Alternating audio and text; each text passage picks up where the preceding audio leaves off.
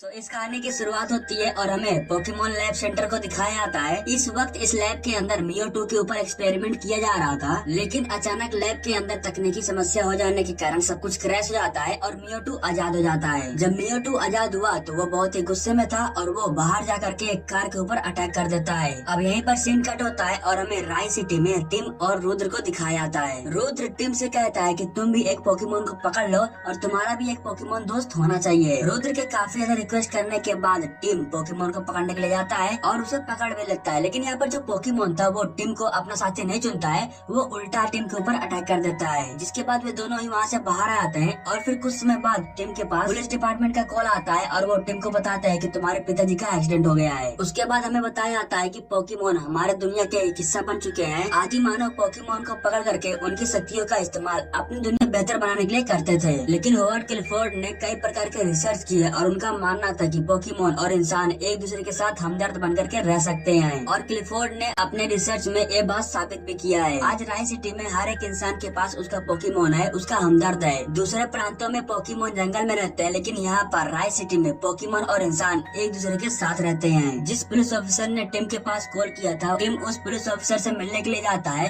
ताकि वो अपने पिता के सामानों को ले सके। यहाँ वो पुलिस ऑफिसर टिम को बताता है कि तुम्हारे पिता बहुत ही अच्छे डिटेक्टिव थे, वो एक रिसर्च पर स्टडी कर रहे थे, लेकिन अचानक उनके कार का एक्सीडेंट हो गया और उनकी मौत हो गई। उनके कमरे में बहुत सारे जरूरी सामान रखे गए हैं, तुम चाहो तो उन्हें दे सकते हो और उन्हें अपने साथ लेके जा सकते हो। जब टिम अपने पिता के लॉकर के पास जाता है, उस लॉकर को खोल ही रहा था, तभी वहाँ पर लूसी नाम की एक लड़की आती है। लूसी एक न्यूज रिपोर्टर है और वो टिम से कहती है कि मैं काफी दिनों से इंतजार कर रही थी कि कौन इस लॉकर को खोलेगा। हैरी के हाथों में एक बहुत ही बड़ा सुराग लगा हुआ था, लेकिन अचानक ब्रिज से उनकी कार क्रैश जाती है और उनका एक्सीडेंट हो जाता है। तुम उनके बेटे हो और उनके बारे में तुम्हें बहुत कुछ मालूम होगा, तुम मुझे बता सकते हो। यह सब सुनने के बाद टिम साफ साफ कह देता है कि मैं सालों से अपने पापा के संपर्क में नहीं था और मुझे कुछ भी नहीं मालूम है। टिम अपने पिता के कमरे में आता है और वहाँ के सामानों को देख रहा था, तभी उसे अचानक कुछ अजीब सी आवाजें सुनाई देती है। जिसके बाद टिम जाकर चेक करता है तो उसे एक पिकाचू यानी कि पोकेमोन दिखाई देता है और ये पोकेमोन टिम के पिता का साथी था। लेकिन यहाँ पर हैरान करने वाली बात यह थी कि पिकाचू जो भी बोल रहा था उसे टिम बहुत ही अच्छे से सुन रहा था और समझ पा रहा था, जबकि और बाकी के पोकेमोन्स इंसानों से बात नहीं कर पाते, सिर्फ उनके साथ रहते हैं। अब यहाँ पर टिम पिकाचू को बात करता हुआ देख करके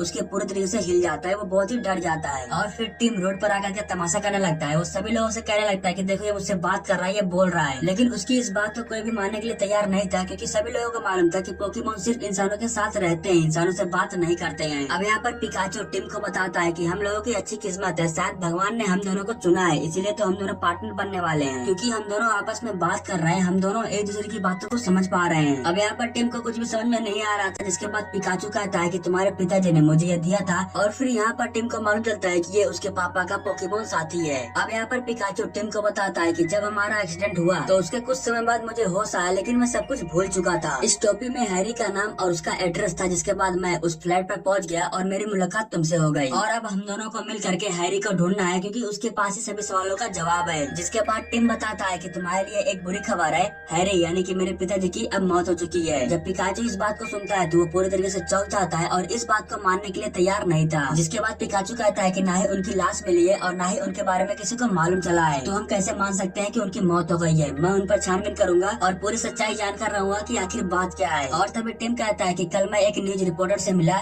जो पापा पे छानबीन कर रही थी, वो लड़की शायद हमारी कोई हेल्प कर सकती है। जिसके बाद टिम और पिकाचू दोनों मिल करके लूसी के पास जाते हैं और लूसी से बात करते हैं। यहाँ टिम लूसी को बताता है कि मुझे अपने पिता के बारे में तुम्हें कुछ बताना है। लूसी हैरी के केस पर स्टडी कर रही है, इसके बारे में किसी को नहीं मालूम था और वो नहीं चाहती थी कि किसी को मालूम चले। जिसके बाद लूसी इन सबको बताती है कि जब मैं छानबीन करने के लिए डॉग्स पर गई तो मुझे मालूम चला कि वहाँ पर हैरी का एक खबरी रहता है, अब वहाँ पर अकेले रहना ठीक नहीं था, इसलिए मैं वहाँ पर नहीं गई। जिसके बाद पिकाचू और टिम दोनों मिल करके डॉग्स पर जाते हैं और वहाँ पर जाने के बाद हैरी के खबरी से मिलते हैं। अब यहाँ पर हैरी का पोकेमोन खबरी पहले तो बहुत भाव खाता है, उसके बाद इन लोगों को बताता है कि राउंड हाउस में आर बनता है और यह बताने के बाद ये दोनों ही राउंड हाउस के पास पहुँच जाते हैं। वहाँ पर जाने के बाद टिम उस राउंड हाउस के ओनर जैक से मिलता है और उनसे कहता है कि मैं यहाँ पर अपने पिता के बारे में छानबीन करने के लिए आया हूँ, उनके बारे में मुझे कुछ जानना है। तो यहाँ पर जैक कहता है कि पहले तुम्हें अपने पोकेमोन को मेरे पोकेमोन के साथ भिड़ाना होगा, तभी मैं तुम्हें कुछ बताऊंगा। जब ये दोनों पोकेमोन्स आपस में भिड़ रहे थे तभी गलती से जैक वहाँ पर गिर जाता है और उसके पास आर की बहुत सारी शीशियाँ थी जो वहाँ पर गिर करके पूरी तरीके से फैल जाती हैं। इन शीशियों में जहरीली गैस भरी हुई थी जो पोकेमोन्स पर ही असर करता है। अगर इस गैस को पोकेमोन सूंघ लेते हैं तो वो अपने आप पर से आपा खो बैठते हैं, वो वो पूरी तरह से बौखला जाते हैं, यानी कि पागल हो जाते हैं। लेकिन इसी बीच टिम जैक से कहता है कि बताओ तुम्हें क्या मालूम है। जैक बताता है कि जिसकी तुम्हें तलाश है वो आर कार से मिलता है और वो एक डॉक्टर है, मुझे इतना ही मालूम है। अब इस यहाँ पर तोड़ फोड़ शोर शराबा बहुत ज्यादा हो गया था, इसी वजह से यहाँ पर पुलिस आ जाती है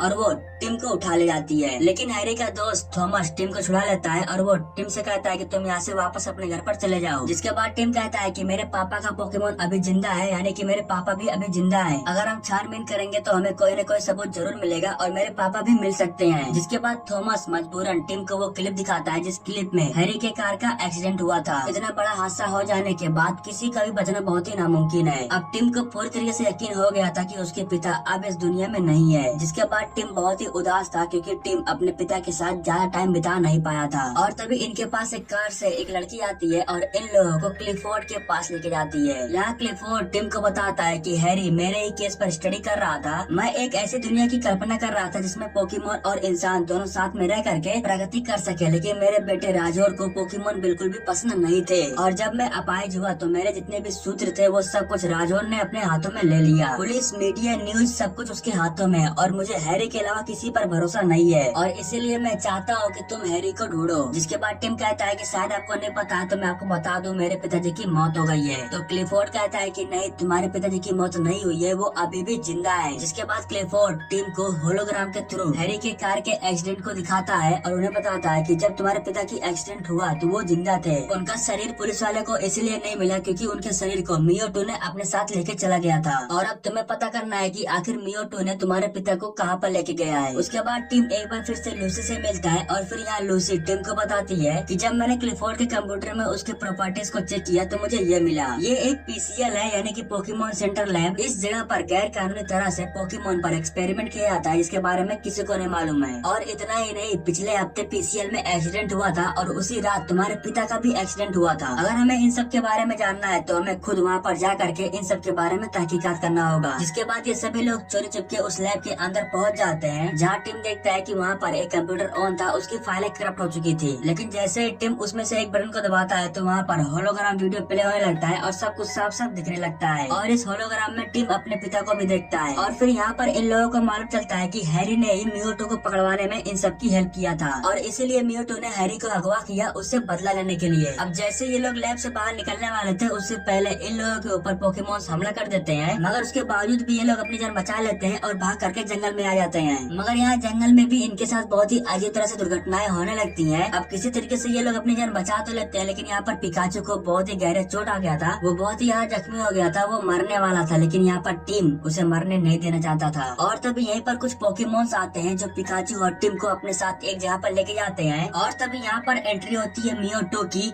मियोटू यहाँ पर पिकाचू की जान बचाने के लिए आया था। जिसके बाद मियोटू कहता है कि सौदे के मुताबिक तुम इसे मेरे पास लेके आए। जब मैं लैब के अंदर बंद था तो पिकाचू ने मेरी हेल्प किया था। पिकाचू की वजह से मैं आजाद हो पाया था लैब से। इंसान मतलबी होते हैं, लेकिन मुझे पोकेमोन्स के ऊपर पूरा विश्वास था। अब मियोटू आगे कुछ बता पाता उससे पहले यहाँ पर रोजर और उसके आदमी लोग आ जाते हैं और मियोटू को अपने टेक्नोलॉजी में कैद कर लेते हैं। इधर पिकाचू भी टिम से मुंह मोड़ लेता है। वो टिम से कहता है कि मैं अब तुम्हारे साथ नहीं रहूंगा, मैं इंसानों को धोखा देता हूँ। मैंने तुम्हारे पिताजी को धोखा दिया है और मैं तुम्हें भी धोखा दे सकता हूँ, इसलिए तुम मुझसे दूर चले जाओ। यह कहने के बाद पिकाचू टिम से अलग हो जाता है और कहीं दूर चला जाता है। इधर रायन सिटी में पोकेमोन परेड डे मनाया जा रहा था, पोकेमोन का 10वीं सालगिरह। पिकाचू चलते चलते उस ब्रिज के पास आ गया था जहाँ पर उसकी गाड़ी का एक्सीडेंट हुआ था, यानी कि हैरी की गाड़ी का। और यहाँ पिकाचू को ऐसा सबूत मिलता है जिससे उससे मालूम चलता है कि रोजर हैरी को मरवाना चाहता था और मियोटू इन लोगों की जान को बचाना चाहता था और इन सभी के पीछे होवार्ड क्लिफोर्ड का हाथ है। अब यहाँ पर पिकाचू सब कुछ समझ चुका था और वो टिम को रोकने के लिए जाता है, लेकिन यहाँ पर टिम पहले से क्लिफोर्ड के पास पहुँच चुका है। टिम क्लिफोर्ड से कहता है कि मियोटू यहीं पर है आपके बेटे के पास। और तभी क्लिफोर्ड मियोटू को बाहर निकालता है। क्लिफोर्ड मियोटू के ऊपर एक्सपेरिमेंट कर रहा था। क्लिफोर्ड अपने दिमाग को मियोटू के अंदर जिंदा करना चाहता था, यानी कि शरीर मियोटू का रहेगा और मियोटू के अंदर जो दिमाग है वो क्लिफोर्ड का रहेगा। और इस एक्सपेरिमेंट में क्लिफोर्ड सफल हो जाता है। वो मियोटू के दिमाग को अपने वश में कर लेता है और मियोटू को अपने हिसाब से चलाने लगता है। यहाँ क्लिफोर्ड जो कि अब मियोटू बन चुका है वो टिम से कहता है कि यहाँ रायन सिटी में जितने भी इंसानों के पास पोकेमोन्स हैं, मैं उन सभी पोकेमोन्स के शरीर में इंसानों के शरीर को डाल दूंगा ताकि रायन सिटी में सिर्फ पोकेमोन का राज हो। उसके बाद क्लिफोर्ड सभी लोगों के सामने आता है और सभी लोगों से कहता है कि आज से इंसान और पोकेमोन एक रूप हो जाएंगे, सभी लोग साथ रहेंगे। यह पहनने के बाद क्लिफोर्ड उन सभी जहरीली गैस को छोड़ देता है, जिससे सभी इंसान अपने अपने पोकेमोन्स के अंदर चले जा रहे थे और सिर्फ उनका पोकेमोन बच रहा था। पिकाचू भी यहाँ पर पहुँच चुका था और लूसी पिकाचू को बताती है कि मियोटू के अंदर क्लिफोर्ड है। इसके बाद पिकाचू को भी बहुत गुस्सा आता है और पिकाचू मियोटू से फाइट लेने के लिए चला जाता है। इधर जब टिम को होश आता है तो उसकी मुलाकात रोजर से होती है। रोजर को यहाँ पर किसी ने कैद करके रखा था और फिर टिम को यहाँ पर मालूम चलता है कि रोजर का कोई डुप्लीकेट है, वही सब कुछ ये कर रहा है। क्लिफोर्ड ने अपने रिसर्च से एक डुप्लीकेट सैंपल को बनाया था और वो सैंपल अपने आकार रूप को किसी के भी रूप में बदल सकते थे। मौका पा करके टिम उसे जहरीली गैस को सुंघा देता है, जिसकी वजह से वो अपने असली रूप में आ जाती है। इधर मियोटू पिकाचू के ऊपर काफी ज्यादा हावी हो रहा था। मियोटू पिकाचू से कहता है कि तुम मुझसे कभी नहीं जीत पाओगे। तो पिकाचू कहता है कि मैं तुम्हें हरा नहीं रहा था, मैं तुम्हारे ध्यान को भटका रहा था। जिसके बाद टिम मौका दे करके क्लिफोर्ड के सर से उस मशीन को हटा देता है, जिससे मियोटू एक बार फिर से अपने असली रूप में आ जाता है और वो एक बार फिर से पिकाचू की जान को बचा लेता है। पिकाचू को जिंदा देख करके टिम बहुत ज्यादा खुश होता है और उसे अपना पार्टनर बना लेता है। उसके बाद टिम मियोटू से कहता है कि यहाँ पर जो कुछ भी बुरा हुआ है वो सब ठीक कर दो। जिसके बाद मियोटू सब कुछ ठीक कर देती है। जितने भी इंसान थे वे सभी अपने असली रूप में आ जाते हैं। रोजर टिम और लूसी से बहुत ज्यादा खुश था क्योंकि इन दोनों ने मिल करके इन सभी का पर्दाफाश किया था। रोजर लूसी से कहता है कि तुम इन सभी को अपने न्यूज रिपोर्टिंग में जरूर छापना। अब यहाँ पर सब कुछ एकदम ठीक हो चुका था, लेकिन टिम को अभी भी उसके पिता नहीं मिले थे। जिसके बाद वो मियोटू से कहता है कि मेरे पिता कहाँ पर हैं? तो मियोटू उसे बताती है कि तुम्हारे पिता हमेशा से तुम्हारे पास ही थे। जब तुम्हारे पिता का एक्सीडेंट हुआ तो मैंने तुम्हारे पिता के शरीर को उनके पोकेमोन्स में डाल दिया था, क्योंकि उनका पोकेमोन ने ये साबित किया था कि हर इंसान बुरा नहीं होता है। हैरी एक अच्छा इंसान था, इसीलिए मैंने हैरी को जिंदा रखा और वो अब तुम्हारे पास जरूर आएगा। मूवी के लास्ट में हम देख पाते हैं कि जब टिम अपने शहर वापस जा रहा था तो पिकाचू के साथ उसके पिता भी उसके पास आते हैं। अपने पिता को अपने पास देख करके टिम बहुत ज्यादा खुश था और वो अपने पिता के साथ थोड़ा बहुत टाइम बिताना चाहता था। इसीलिए टिम अपने शहर जाने से मना कर देता है और वो अपने पिताजी के साथ थोड़ा बहुत टाइम बिताने के लिए रुक जाता है। और इसी के साथ ये कहानी यहीं पर समाप्त हो जाती है। अगर आपको वीडियो पसंद आए, वीडियो को लाइक कीजिएगा, अपने दोस्तों के पास जरूर शेयर कीजिएगा और कमेंट करके बताइए कि आपको वीडियो कैसा लगा। तो फिर मिलते हैं आपसे अगली वीडियो में, तब तक के लिए बाय बाय, टेक केयर और अपना ख्याल रखिएगा।